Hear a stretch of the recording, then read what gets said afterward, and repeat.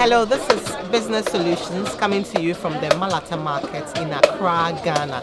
Today we are looking at a typical micro business, how it's run, how they make their profit, how they calculate, how they keep their books, everything about how they run the micro business. And we have here with us Lydia Ablansakbaku. She's a maize seller of 14 years standing. We also have Mr. Anthony Selome, who is from the National Board for Small Scale Industries. He will listen into the conversation and chip in as and when it's necessary as to whether Lydia is doing the right thing and how she can get her business growing. You've been doing this business for 14 years. How do you know you are making from? Do you track your business? Do you track your records?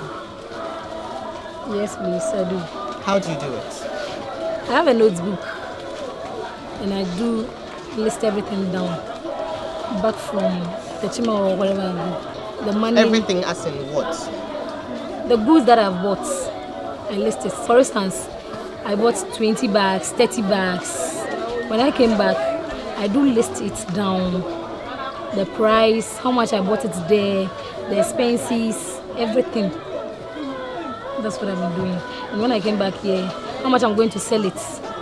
Whether the profit will be good for me or not. It means you subtract the cost price from the selling price. Then you get the profit. To cost, you need to separate the elements. You need to separate your cost for buying the material, that is the maize. You need to know how much labor costs you. For instance, people who carried it to the truck, you paid them. Then you also brought the maize back through transportation.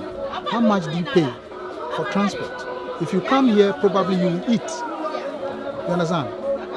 How much will that cost you?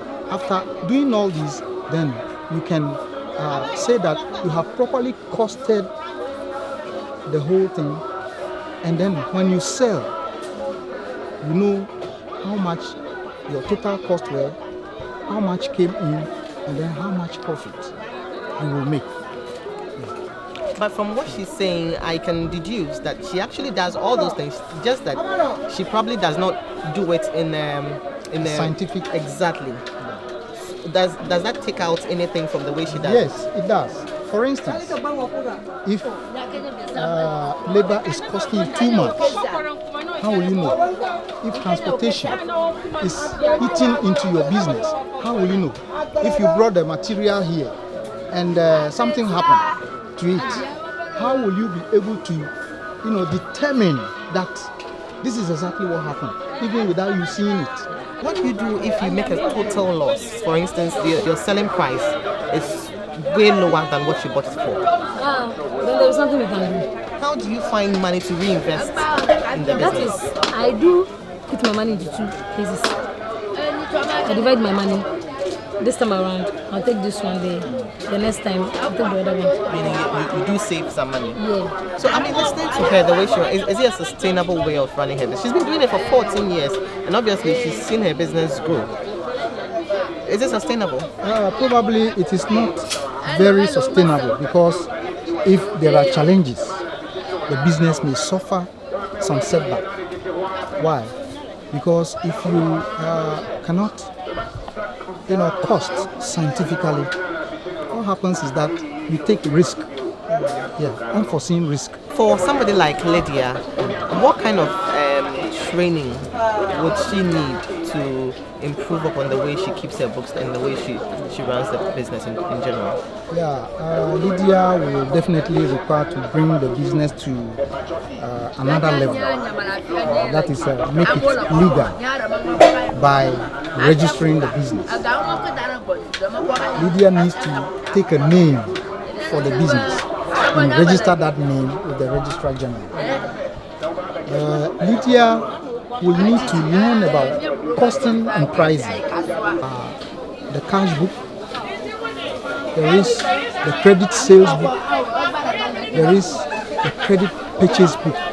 These three books, which are the main books, you need to keep them so that she is able to get to the field, quickly put one or two figures down, and be able to know what margin the business will bring when she comes back. And Lydia can expand after getting the business formalized. She's able to open up more avenues for supplying. For instance, she can supply schools, she can supply other institutions who may require these food stuff. You said you didn't agree with what Mr. Anthony was saying about registering the business and supplying to companies. Why is that? The reason is, company don't pay you on time. That's it, they are not going to pay you on time. By individual, they will pay you, they will come for it again before they will come and pay you. And me, I need quick money. That's one thing. When a company knows that it will not pay for certain services rendered it on time, probably you need to negotiate the price and also enter into agreement. When do you pay? What price will you pay? These are some of the things that you can use to do. If they don't pay, you take them on. I do agree with you anyway, but what if the time is up and they didn't give me money? That is where the agreement works. And you say, you sign agreement with me to pay at this time. You haven't done it. So I'm taking you to court. And then you solve it. Courts? Yes. And will the courts take my money from me that very moment? Works. That very moment. What if my money is low? I think her issue is with timing. Yes. Yeah. Is with timing. She feels that when she sells this way, it's the turnover is quicker than when she does it. But it's good. It's good to consider. In business, you see, sometimes there are areas where you see the risk, but the people who see the risk but manage it and go into it, they make it more. Lydia, where do you see your business? You've been doing it for 14 years. Where do you see it in about another 10 years from now? My prayer is that 5-10 years time, it will be bigger than this one. In 5 years time, I don't feel like going on journey again. And I have to employ people to do it for me. And the way you're seeing your profit, do you think it's something attainable? Yes. Thank you very much, Lydia and Mr. Solomon, for speaking to us. We've been speaking to Lydia, who is into micro business. She sells maize here in Accra, Ghana. She's been doing it for 14 years. She's been doing pretty well, but there's still room for improvement, as Mr. Solomon here has told us. So we've been looking at her business, how she runs it, and how she can improve upon it. Some good advice has been given to her, and I'm sure she'll take it into consideration. Another time, we'll come here and see how she's doing, and if that advice has helped her in the way she runs her business. So many thanks for joining us for Business Solutions. Join us another time. Bye-bye.